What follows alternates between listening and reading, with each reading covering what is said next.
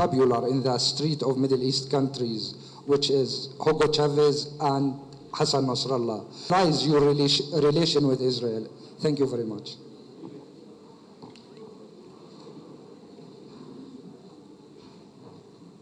Oye, tú tienes una ametralladora ahí. Te llaman ametralladora Kid.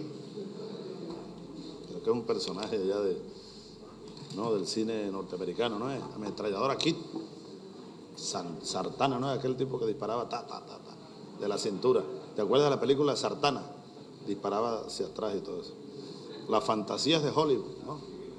Fantasías de Hollywood. Bueno, gracias por tu pregunta.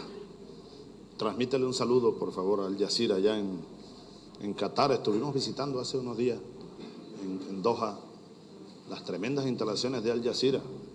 Nos pusimos envidiosos porque cuando regresé a Caracas hemos hablado que Telesur debe ser así, ¿no? Pronto, más pronto que tarde.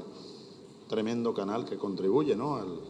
a esa difusión cultural, informativa y a la lucha por la verdad, a la batalla de las ideas, como dice nuestro amigo Fidel Castro, la batalla de las ideas.